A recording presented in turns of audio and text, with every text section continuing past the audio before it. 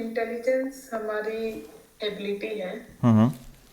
जिसके अंदर जो है हम अपनी प्रॉब्लम सॉल्विंग या डिसीजन मेकिंग वगैरह यूज करके हम जो है बेटरली जो है हमारी प्रॉब्लम से कहीं ना कहीं कोप कर पाते हैं, ठीक है, या हम प्रॉब्लम को सॉल्व कर पाते हैं। हम हमारे एनवायरनमेंट में जो है बेटर तरीके से जो है प्रॉब्लम्स को सॉल्व कर पाते हैं। एनवायरनमेंट प्रॉब्लम सोल्व कर पाते हैं, to cope to solve, and environment में अच्छे तरीके से अडेप्ट कर पाते हैं, ये कहना चाह रही हो? यस भैया।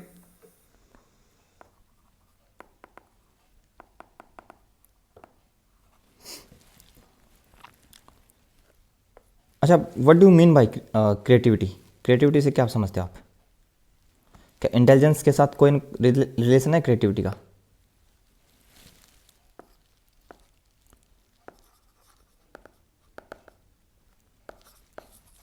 What is creativity? सबसे पहले तो ये बताइए, क्रिएटिविटी क्या होती है?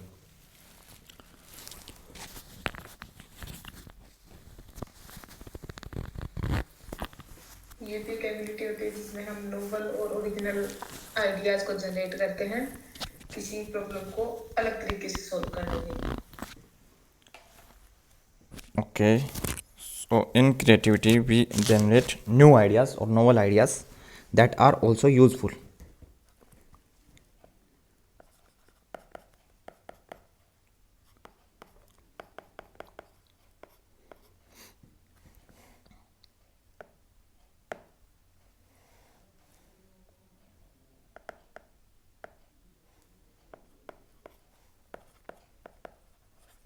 है ना?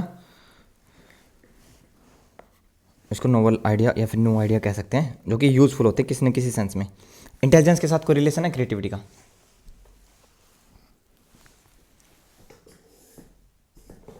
गाइस, हाँ जी भैया। क्या जो रिल पर्सन क्रिएटिव जो पर्सन क्रिएटिव होता है। उसे जनरली इंटेलिजेंट समझा जाता है, परसीव किया जाता है। ठीक है, तो देखो ऐसा है, मेरे मेरे पास बहुत ज़्यादा आंसर आ नहीं रहे हैं, जैसे कि आप लोग एक्सप्लेन नहीं कर पा रहे हो। जैसे खुशी तुमने बताया कि हमारी एबिलिटी है, ठीक है, इंटेलिजेंस हमारी एबिलिटी है।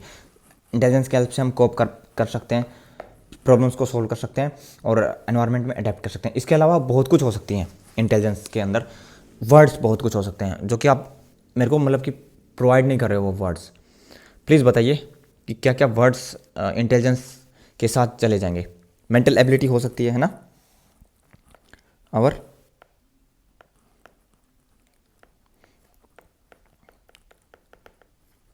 ओके, हमारी मेंटल एबिलिटी हो सकती है, mental ability to think rationally, है ना, ये कह सकते हैं। Act purposefully. Okay, very good, to act, हम अच्छे से पर्पसफुली एक्ट करें, ये कह सकते हैं। ओके, पर्पसफुली हम एक्ट करें, या फिर इसके अलावा हम क्या कर सकते हैं, एनवायरनमेंट को अपने अकॉर्डिंग चेंज कर सकते हैं with the help of intelligence. हमने किया भी है ह्यूमंस ने। ओके, या तो हम खुद अडेप्ट कर जाएं एनवायरनमेंट में, एनवायरनमेंट के अकॉर्डिंग, या फिर एनवायरनमेंट को ऐसा बना लें, हमारे आसपास की जो माहौल है या जो एनवायरनमेंट, उसको ऐसा बना लें जो हमारे अकॉर्डिंग हो। ओके, ठीक है, जैसे कि या तो हम 7 डिग्री सेल्सियस या फिर 5 डिग्री सेल्सियस में रहना सीख लें, या फिर इस डिग्री सेल्सियस को इंक्रीज कर दें with the help of heater, वो भी तो एक तरह की इंटेलिजेंस ही है ना? हमें अडेप्ट करने की ज़रूरत ही नहीं है, हम एनवायरनमेंट को अपने अनुकूल कर लें। नहीं किया ह्यूमंस ने ऐसा? हर रोज़ करते हैं हम लोग ऐसा।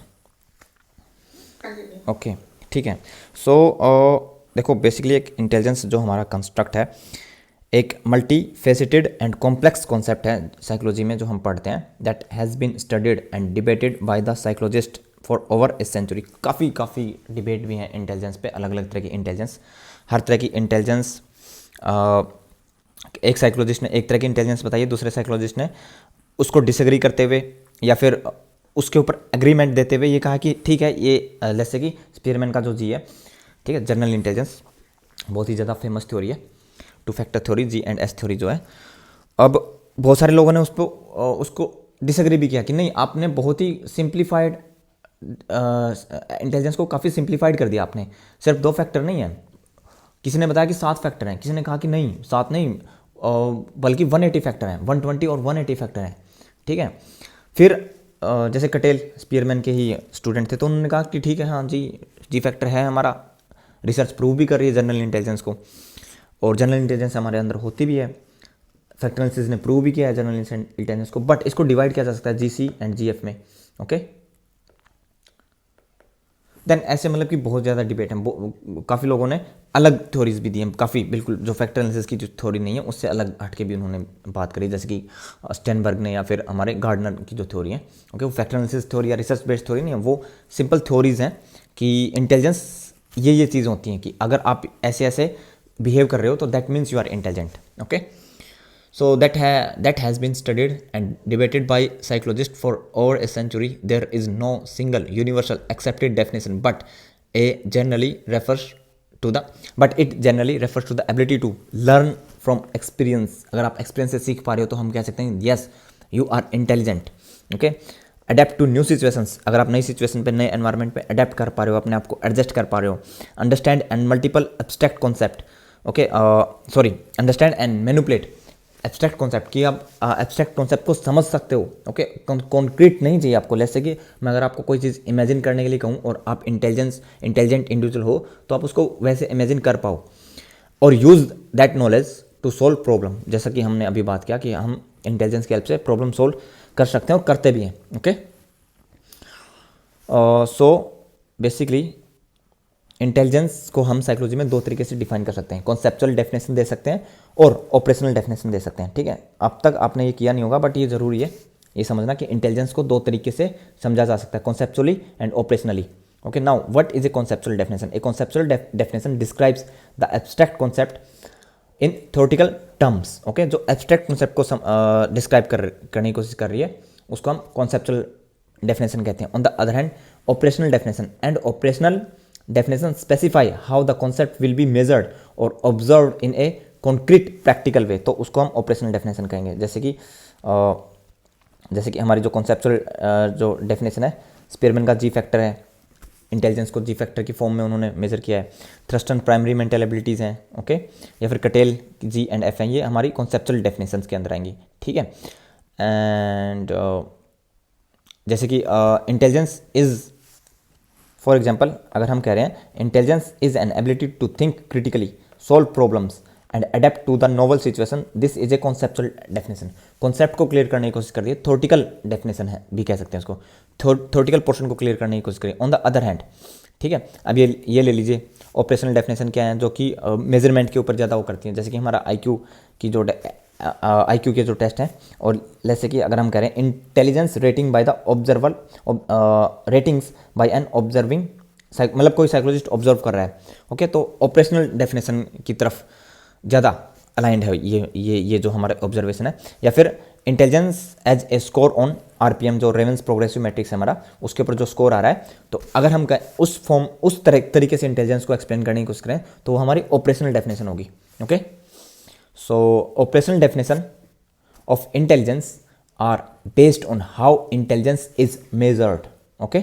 कैसे हम मेज़र करते हैं, अगर हम वो मेथड्स अप्लाई कर रहे हैं इंटेलिजेंस को डिफाइन करने के लिए, तो हम कहेंगे these are the operational definitions. और कॉन्सेप्चुअल डेफिनेशन जैसे कि हमारी ये डेफिनेशन है, intelligence is a global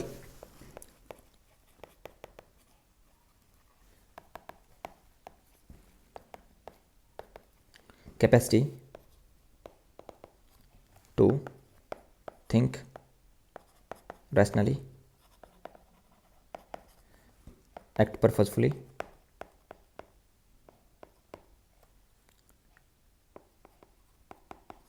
and deal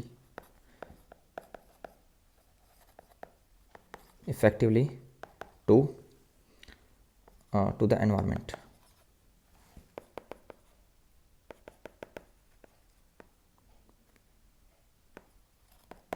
okay. ये वेस्लर ने इंटेलिजेंस को, और ये बहुत ज़्यादा एक्सेप्टेड, और ये आपको याद भी होनी चाहिए, कोई भी कभी भी पूछ सकता है कि Wechsler, according to Wechsler what is intelligence, और या फिर आपसे सब्जेक्टिव एग्जाम में पूछें इंटेलिजेंस को एक्सप्लेन करने के लिए कहीं पर भी, तो आप इस डेफिनेशन को लिखेंगे। इसके अलावा और भी डेफिनेशंस हैं, बहुत सारी डेफिनेशंस हैं हमारे पास इंटेलिजेंस की, बट अगर आपको एक सिंगल डेफिनेशन याद करनी है इंटेलिजेंस की तो इस डेफिनेशन को आप याद करेंगे। क्लियर? ये पता होनी चाहिए आपको डेफिनेशन, ये जरूरी है। ये भी पूछा जाता है कि ग्लोबल कैपेसिटी किसने कहा इंटेलिजेंस को, या फिर कौन कहता है अकॉर्डिंग टू वेसलर इंटेलिजेंस इज, और आपको ऑप्शन मिलेंगे think rationally, act purposefully and deal effectively with the environment, और एक और आ जाएगा टू शो क्रिएटिविटी। ठीक है, तो इन तीनों के ऊपर आपको ऑप्ट करना होगा। ओके, तो ये नहीं होगा वहाँ पे। बताइए, clear? Intelligence is a global capacity to think rationally, act purposefully and deal effectively with the environment. Okay guys, ठीक है। तो अब हम इंटेलिजेंस को जब समझेंगे, एक बार आज हम इंट्रोडक्शन ले रहे हैं इंटेलिजेंस का। तो बेसिकली हमें जो सबसे पहले जो टेस्टिंग में हमने हिस्ट्री देखी थी ना, वो इंटेलिजेंस की हिस्ट्री भी वही है। ओके, जैसे कि गाल्टन ने जो लैब ओपन करी थी, वहाँ पे वो जो चेक करना चाह रहे थे वो मेंटल एबिलिटीज़ या फिर कोग्निटिव एबिलिटीज ही चेक करना चाह रहे थे। उन्होंने एक बुक भी लिखी थी, हेरिडिटरी जीनियस, 1969 में। ओके, तो ये बात याद रखिएगा। गाल्टन ने साइकोलॉजी में बहुत सारा काम किया है और स्टैटिस्टिक में बहुत सारा काम किया है। ठीक है, इनके जो स्टूडेंट थे वो पियर्सन थे। पियर्सन का जो कोरिलेशन का फॉर्मूला है, और इन्होंने रिग्रेशन का जो मेथड है हमारा वो भी दिया है। ठीक है, तो इन्होंने कोरिलेशन पे अच्छा खासा काम किया, पियर्सन ने अच्छा खासा काम किया कोरिलेशन पे। एंड इन्होंने अर्लियर जो एक्सपेरिमेंट करना चाहे थे, ठीक है, लैब, साइकोलॉजिकल लैब तो नहीं थी, खैर एंथ्रोपोमेट्रिक लैब थी, जहाँ तक मेरे को ध्यान आ रहा है, एंथ्रोपोमेट्रिक लैब इन्होंने ओपन करी थी। ओके, और इनको फादर भी कहा जाता है साइकोलॉजिकल टेस्टिंग का। ओके, ये हम देख चुके हैं। अब इसके अलावा इंटेलिजेंस में हमें और क्या देखना है? ठीक है, तो Spearman g and Thurstone's primary mental ability, Cattell आए, फिर इनके स्टूडेंट थे कटेल, स्पीयरमैन के, एंड गार्डनर्स एंड स्टैनबर्ग की जो ट्रायर्किक थ्योरी एंड गार्डनर्स की मल्टीपल थ्योरी, ये बहुत ही अमेजिंग थ्योरी है दोनों।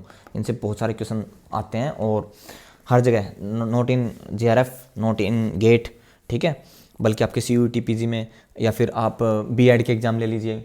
ठीक है, ये CTET STET होते हैं। ठीक है, ये तो बहुत ही ज़्यादा इंपॉर्टेंट है हमारे लिए। तो खैर ये तो मतलब कि जो नॉन साइकोलॉजिकल स्टूडेंट है, जो टीचिंग के लिए ट्रेन कर रहे हैं खुद को, ठीक है, तो उनके लिए ज़्यादा इंपॉर्टेंट है। हमारे लिए तो इंटेलिजेंस की सारी बहुत, अभी तो हमने बहुत कम थ्योरी पढ़ी है अभी तक, अभी बहुत कुछ पढ़ना है इंटेलिजेंस में। अभी देखते हैं धीरे धीरे, जैसे जैसे मतलब कि जो हमारे 10-12 लेक्चर होंगे इंटेलिजेंस के, और टेस्टिंग, इंटेलिजेंस की टेस्टिंग भी साथ के साथ हम, जैसे हमने पर्सनैलिटी फिनिश की है वैसे ही इंटेलिजेंस की टेस्टिंग भी ऐसे ही करेंगे हम। ठीक है, इंटेलिजेंस और उसकी टेस्टिंग। तो फैक्टर इन्फ्लुएंस करते हैं, जेनेटिक तो काफ़ी ज़्यादा इन्फ्लुएंस, जेनेटिकली इंटेलिजेंस एक्चुअली ज़्यादातर, जैसे कि अभी हम कोई हार्डकोर किसी साइकोलॉजिस्ट ने नहीं कहा है, बट हम स्टेब्लिश कर लेते हैं 70 to 90%, चलो इतना एक्सट्रीम नहीं जाते हैं, 80 तक कर लेते हैं, इतनी आपकी जेनेटिकली ही इन्फ्लुएंस रहती है आपकी इंटेलिजेंस। ओके, कि मतलब आपके जीन्स के अंदर हैं वो ट्रेट्स, ये प्रॉब्लम सॉल्विंग की, या फिर रैशनली थिंक, सोचने की, या फिर अडेप्ट अच्छे से कर पा रहे हो आप। ओके, प्रॉब्लम सॉल्वर हो, क्रिएटिविटी शो कर सकते हो, तो आप मतलब कि वो इंटेलिजेंस जेनेटिकली ही इन्फ्लुएंस रहेगी। फिर एनवायरनमेंट काफ़ी ज़्यादा इन्फ्लुएंस करता है जेनेटिक के बाद। कैसे? जैसे कि आपके पास पोटेंशियल है, ठीक है, आपके जीन्स के अंदर पोटेंशियल है इंटेलिजेंस को शो, मतलब कि आप इंटेलिजेंट इंडिविजुअल हो, बट कहीं पर शो ही नहीं कर पा रहे हो, आपको कभी किसी ने सिखाया ही नहीं। ठीक है, आपको किसी ने चैलेंज ही नहीं किया। ठीक है, तो वो पोटेंशियल, लेट्स से कि दिस इज ए, मैं ट्राई करता हूँ कि गन बना पाऊंगा कि नहीं। ओके,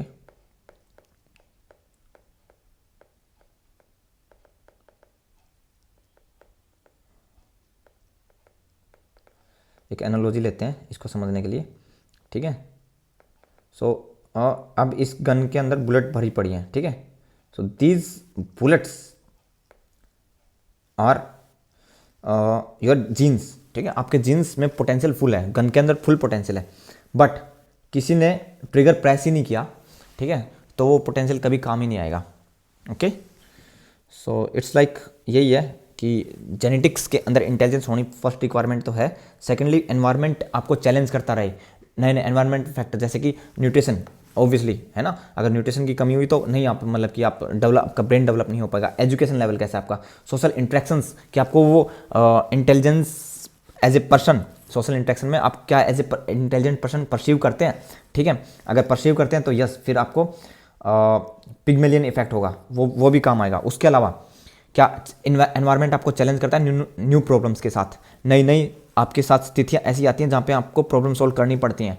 अगर हाँ करनी पड़ती हैं तो हर टाइम, हर बार जब आप नई प्रॉब्लम सॉल्व करोगे वो आपके जेनेटिक के अंदर जो इंटेलिजेंस है वो दिखेगी, ओके, शो होगी, और हर बार आपको कॉन्फिडेंस आएगा जब आप प्रीवियस प्रॉब्लम को सोल्व करोगे, ओके। और जब आप वो आपके लिए प्रॉब्लम ईजी हो जाएगी तो उसके बाद आप हार्ड प्रॉब्लम सोल्व करना चाहोगे। और क्या एनवायरनमेंट ऐसा है, स्टिमुलेटिंग एनवायरनमेंट है, stimulating,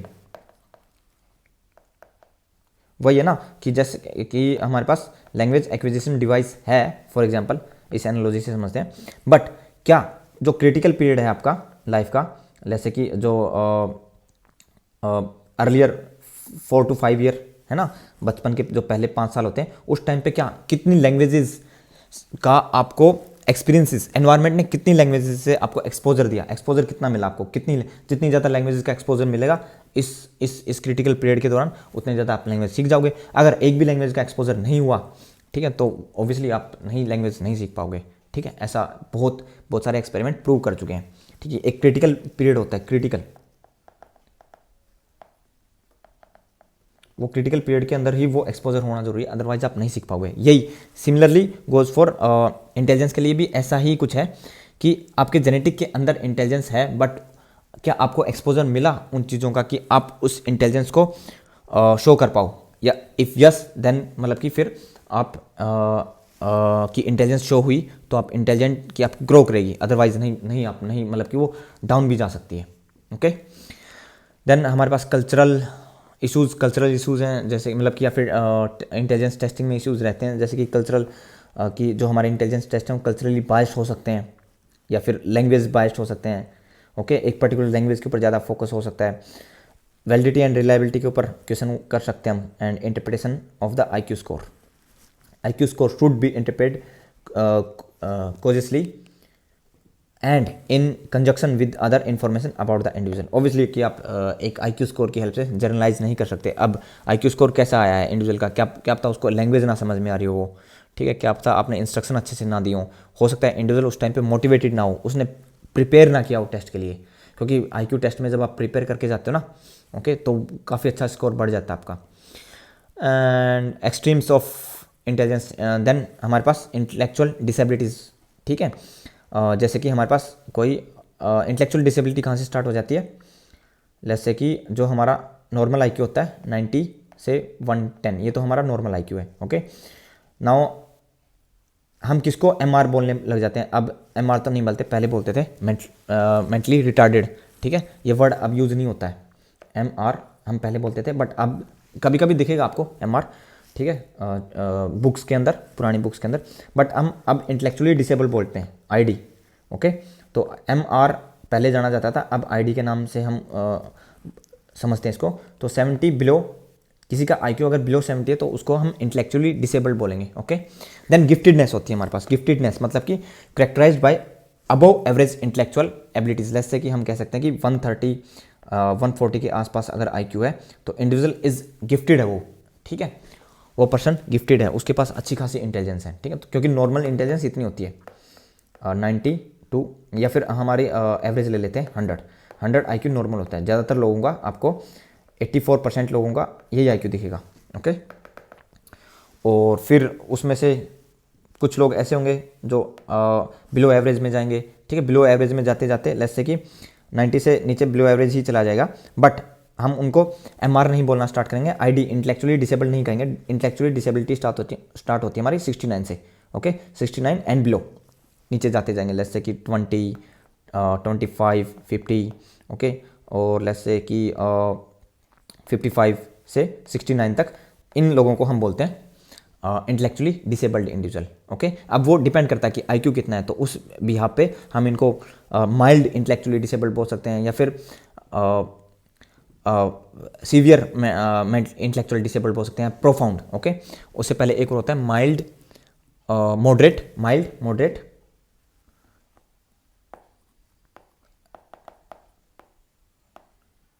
severe and profound.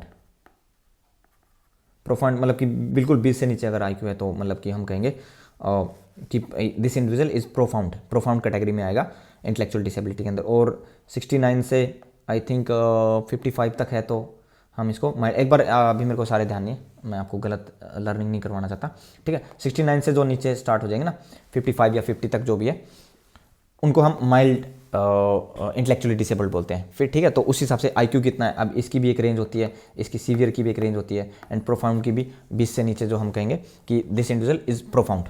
Okay, clear?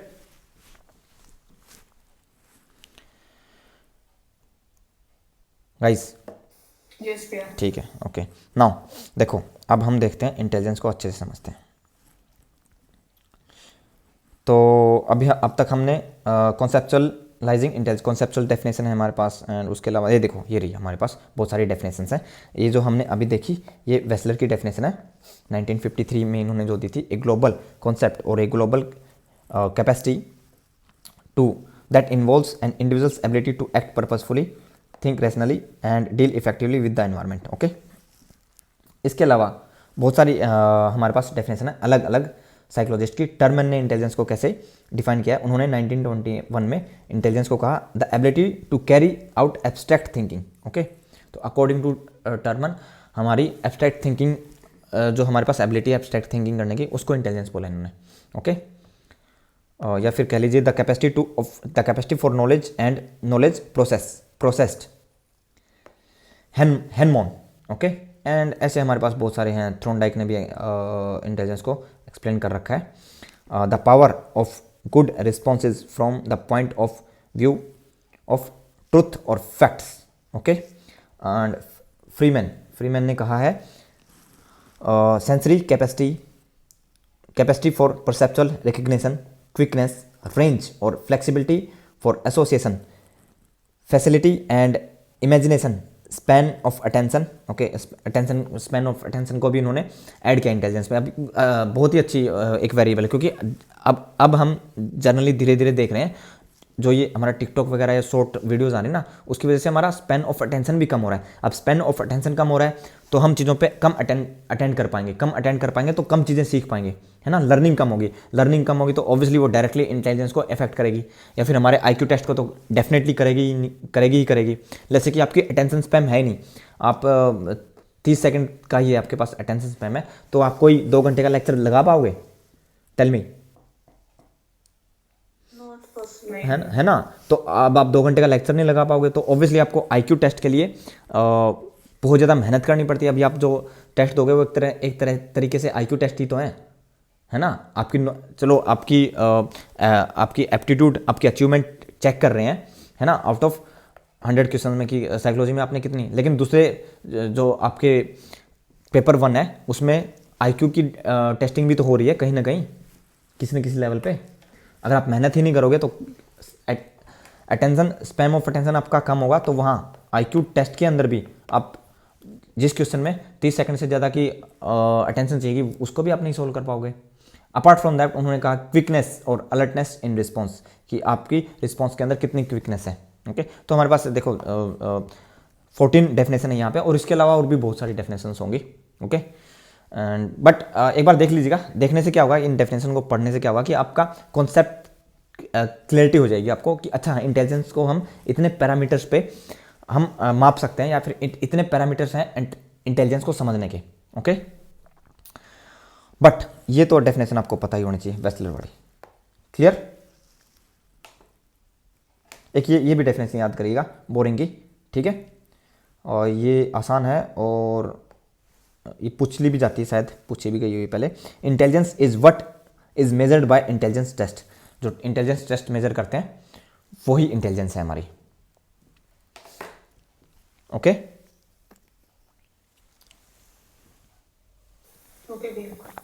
ठीक है। नाउ ठीक है, इसके अलावा हिस्ट्री में हमारे पास इंटेलिजेंस टेस्टिंग ऑब्वियसली टेस्टिंग से ही स्टार्ट हुई है हमारी, ठीक है। गाल्टन आएंगे हिस्ट्री में सबसे पहले, ये देखो हेरिडिटरी जीनियस, ठीक है। तो इन्होंने जो लैब इस्टेब्लिश करी थी। वहाँ पे वो चेक कर रहे थे कि कोरिलेशन चेक कर रहे थे, रिएक्शन टाइम, आपकी फिजिकल कैरेक्टरिस्टिक्स का, और इंटेलिजेंस को ही मेजर करना चाह रहे थे बेसिकली। वो एक कज़न थे चार्ल्स डार्विन के, चार्ल्स डार्विन जिन्होंने on the origin of species book लिखी है। वो और भी बहुत सारी बुक लिखी हैं, लेकिन 1959 में इनकी जो बुक थी ऑन द ओरिजिन ऑफ, ये बहुत ही फेमस बाइबल से, बाइबल है अपने टाइम में सबसे ज़्यादा कॉपी बेच, मतलब कि जो पब्लिकेशन है ना बाइबल की, वो बहुत ज़्यादा कॉपी बिकती हैं बाइबल की। बाइबल से ज़्यादा फेमस हो गई थी ये बुक। एंड इस टाइम पे, सॉरी 1859 नॉट 1959, वहाँ पर भी मैंने 19 लिख दिया। गाल्टन के बारे में जब जिक्र किया था,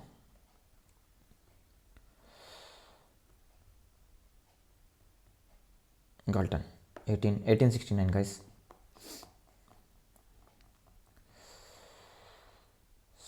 कहाँ गए हम, कहाँ थे, ओके 1859 में उस टाइम पे जो ये बुक पब्लिश करी थी इन्होंने on the origin of species, क्या मतलब कि तहलका मचा दिया था इस बुक ने। कितना कंट्रोवर्सीज खड़ी हो गई थी कि मतलब कि basically he is denying the existence of God. Okay,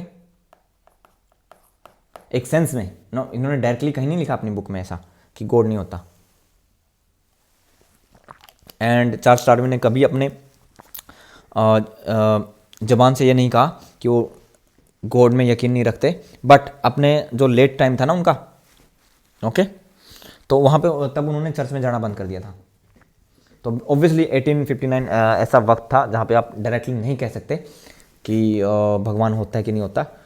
वो बहुत ही मतलब कि एक इस टाइम पे ना on the origin of species में एक टीचर थे कि उन्होंने ना इवोल्यूशन को पढ़ाना स्टार्ट कर दिया। ऑब्वियसली इवोल्यूशन के ऊपर थी बुक, तो यूनिवर्सिटी में इवोल्यूशन को पढ़ाना स्टार्ट कर दिया।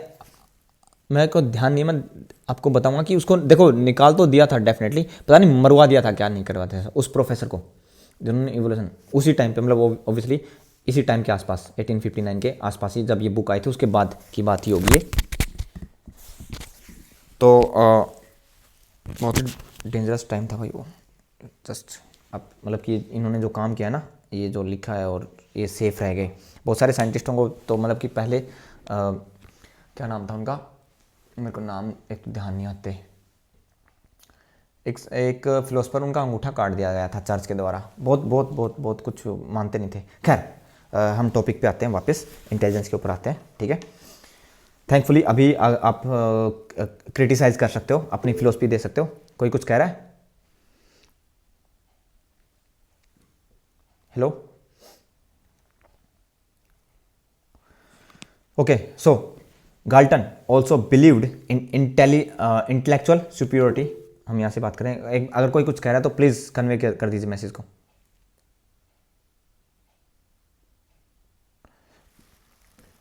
Galton also believed in the intellectual superiority of some groups over others. मेरी आवाज आ रही है दोस्तों? ठीक है। यस भैया, कोई मैसेज कर रहा है मुझे ऐसा लग रहा है। नहीं भैया, ठीक है, ज्वाइन कर रहे हैं तो उसकी वजह से। Okay okay okay. So Galton also believed in the intellectual superiority of some groups over others. He considered the ancient Greek to be superior to his English counterparts who were in turn superior to Africans and African Americans। तो basically उन्होंने कहा कि देखो अब इन्होंने जब intelligence check करना start किया तो ऑब्वियसली अब अफ्रीकन अमेरिकन वो गरीब थे बेचारे, है ना। अब जहाँ पे इकोनॉमिकली वीक होगा इंडिविजुअल, वो इंडिविजुअल सर्वाइवल के लिए काम करता रहेगा। अब उसको कहाँ पे ध्यान रहेगा कि वो नई नई किताबें पढ़े, इंटेलेक्चुअल एक्टिविटी करे, ठीक है। तो वहाँ पे अब अगर आप उनका IQ टेस्ट लोगे तो बहुत ज़्यादा चांस है पूरे ग्रुप का, अगर हम देखेंगे, ठीक है। ये यहाँ पे बहुत सारे इन्वायरमेंट इनको ऐसा फैसिलिटीज़ दे रहा है। ये दूसरा ग्रुप है, यहाँ पे इन्वायरमेंट फैसिलिटीज़ है नहीं ऐसी कि आपकी इंटेलिजेंस बढ़े, ठीक है। तो अब इनका IQ टेस्ट लोगे तो ऑब्वियसली कम आएगा इनसे, है ना। तो ये अपने आप को मतलब कि ये मानने लगे थे, ठीक है। I don't know about Galton की, बट गाल्टन ने जो बात कही है उनकी वजह से यूजेनिसिस मूवमेंट स्टार्ट हुआ है। अब यूजेनिसिस क्या है इसको हम देखेंगे फ्यूचर में, ठीक है। तो वही है कि वो उन्होंने कहा कि अब ये कम इंटेलिजेंट हैं और इंटेलिजेंस जो है ना हेरिडिटी या फिर जेनेटिकली इन्फ्लुएंस रहती है, तो इनको बच्चे या शादी ना करने दो, ठीक है, इनको बच्चे पैदा मत करने दो, जो अफ्रीकन अमेरिकन जो इंडिविजुअल्स थे, ओके, ब्लैक थे उस टाइम पे, और उस टाइम पे तो मतलब कि बहुत ज़्यादा उनके साथ वो हो रहा था, ठीक है। तो ये मैं फाइल भेज दूंगा, इसको इसको पढ़ लीजिएगा।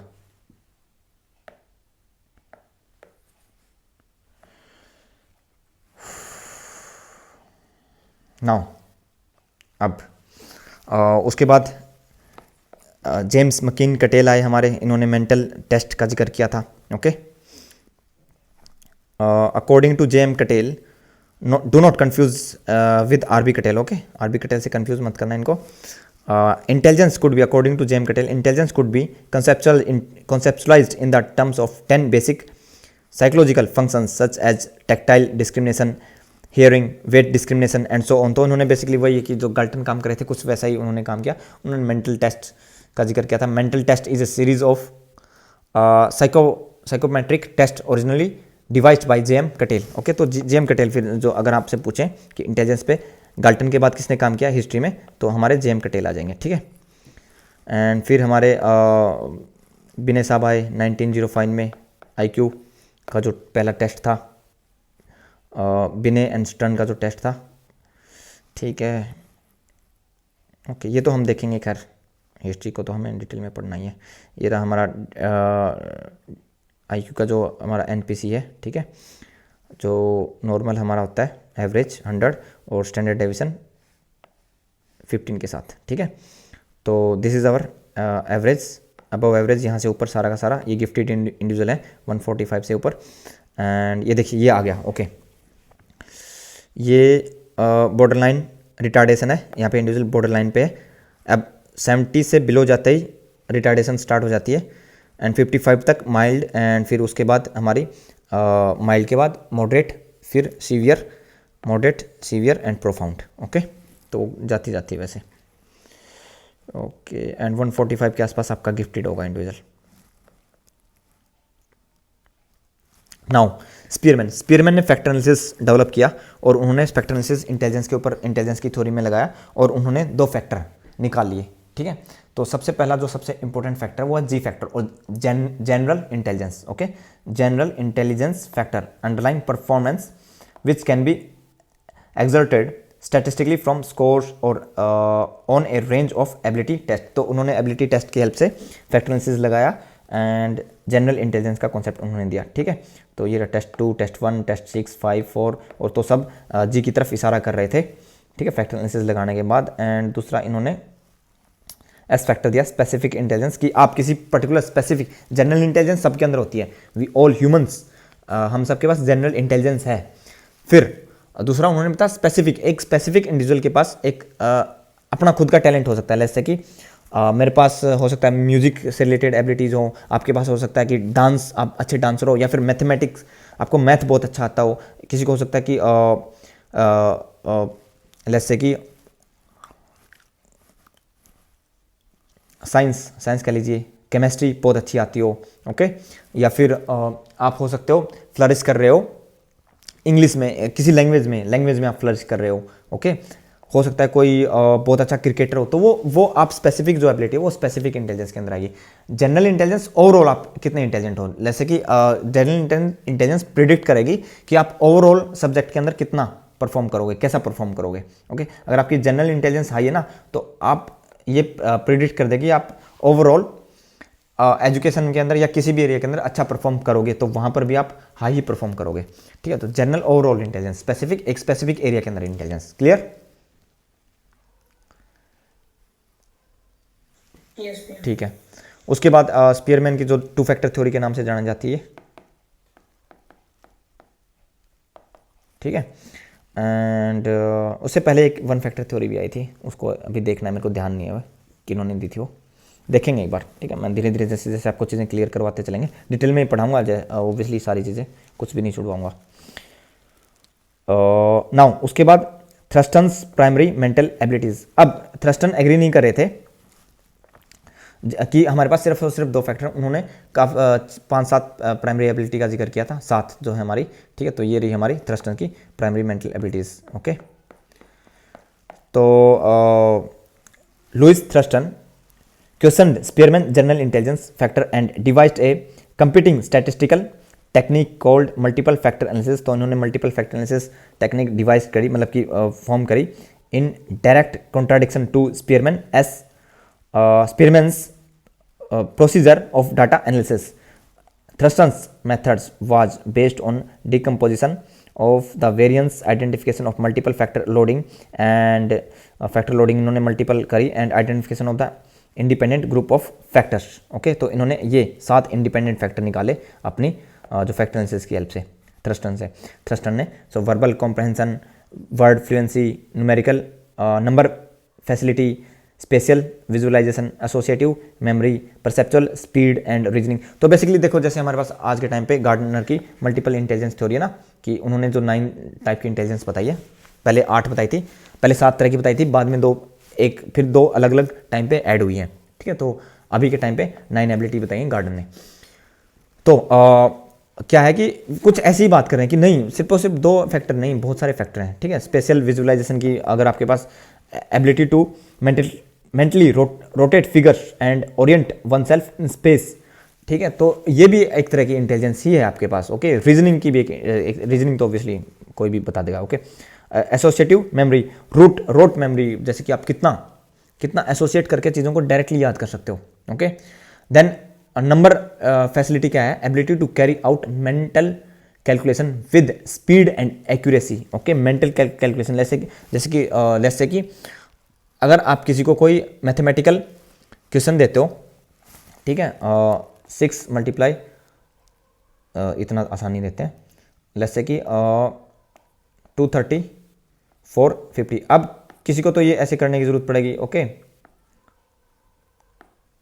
ठीक है, बट कोई इसको मेंटली भी कर देगा, ठीक है। अगर आप मेंटली ये ऑपरेट कर पा रहे हो ऐसी चीज़ों को, तो आप अकॉर्डिंग टू जो थ्रस्टन की प्राइमरी मेंटल एबिलिटीज़ हैं या प्राइमरी एबिलिटीज़ हैं, उसके अंदर नंबर फैसिलिटी आपकी ज़्यादा है, मतलब कि ये इंटेलिजेंस आपकी ज़्यादा है। देन वर्ड फ्लुएंसी का जिक्र किया उन्होंने, वर्बल कॉम्प्रहेंशन, वर्बल वोकेबुलरिटी की नॉलेज कैसी, आपकी knowledge of words. Okay, comprehension skill कैसी है, समझ पाते हो कि चीज़ों को नहीं समझ पाते पढ़ के।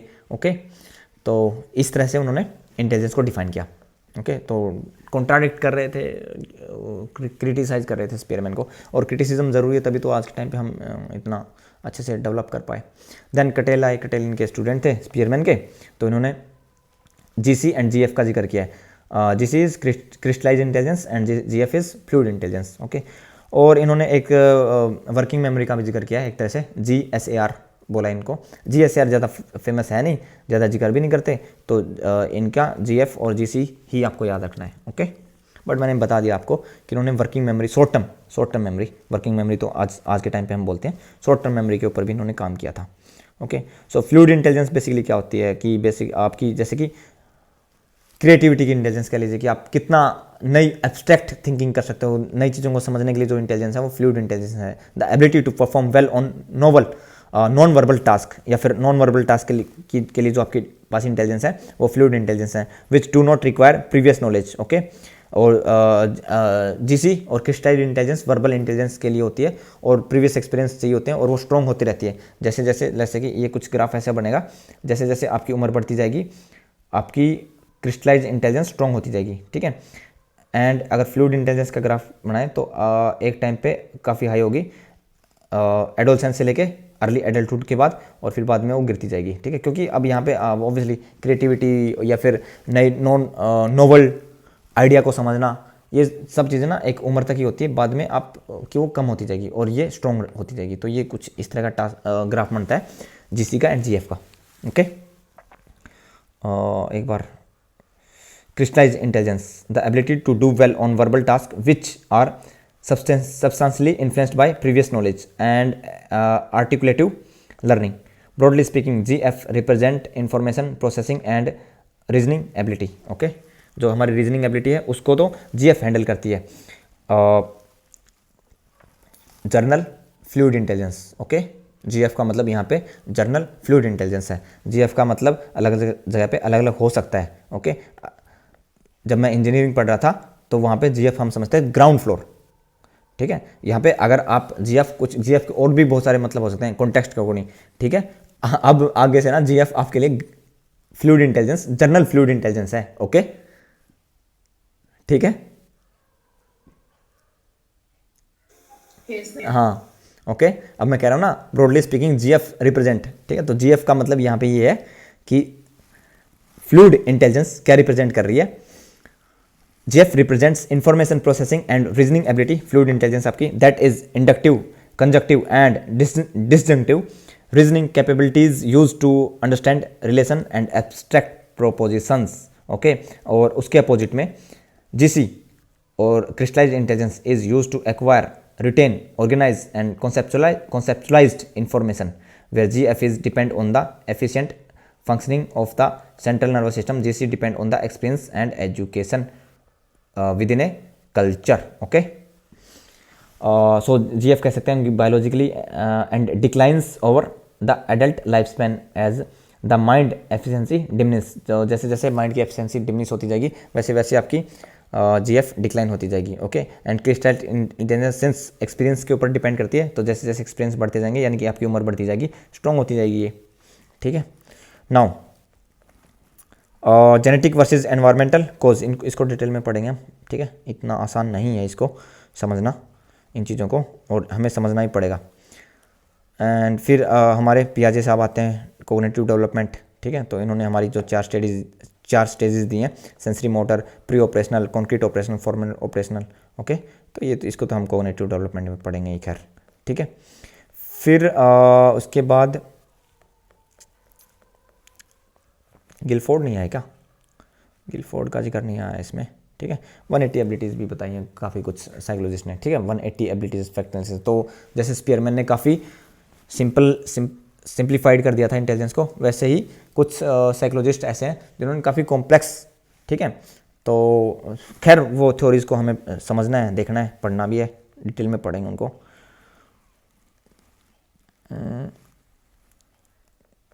एक मिनट,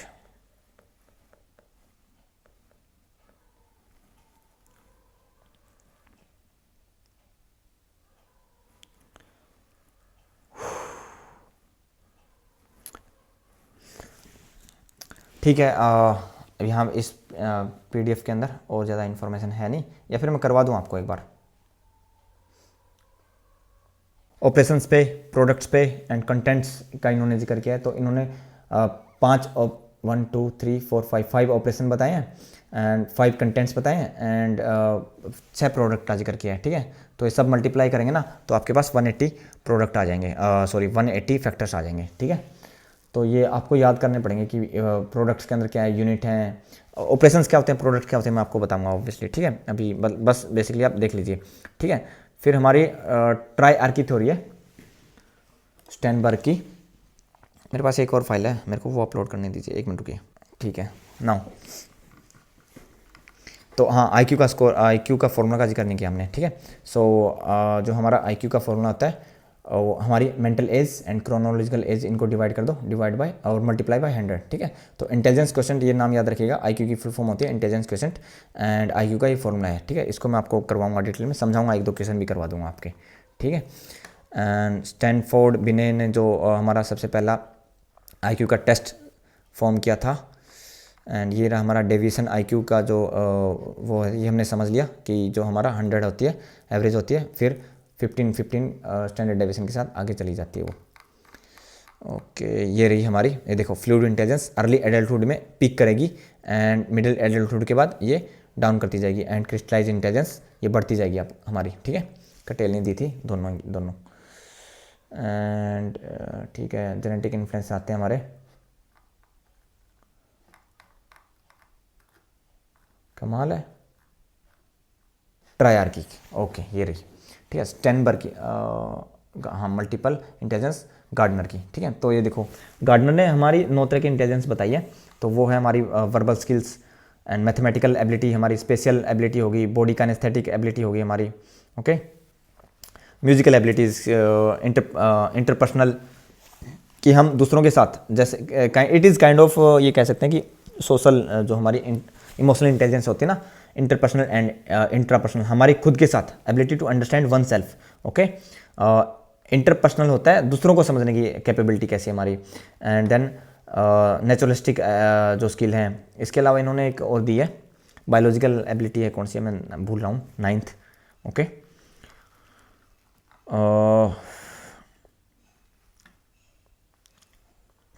ट्रायर्की थ्योरी, रॉबर्ट स्टर्नबर्ग ने हमारे पास पीसीए थ्योरी दी है, पीसीए एनालिटिकल इंटेलिजेंस, को हम एनालिटिकल इंटेलिजेंस बोलते हैं, सी से हम क्रिएटिव इंटेलिजेंस, ओके, और पी है हमारी प्रैक्टिकल इंटेलिजेंस। एनालिटिकल इंटेलिजेंस हमारी डिवाइड होती है फर्दर 3 पार्ट्स में, Meta component, performance component and knowledge acquisition, okay. So analytical intelligence के ये 3 कंपोनेंट इंपॉर्टेंट है, इनके भी कुछ कंपोनेंट हैं, ओके, वो भी हमें देखने हैं। क्रिएटिव इंटेलिजेंस में जैसे कि हम एक्सपीरियंशियल होती है हमारी, जितना ज़्यादा एक्सपीरियंस होगा उतनी ज़्यादा क्रिएटिविटी आएगी हमारी। एंड प्रैक्टिकल इंटेलिजेंस को हम स्ट्रीट स्मार्ट भी बोलते हैं, ओके।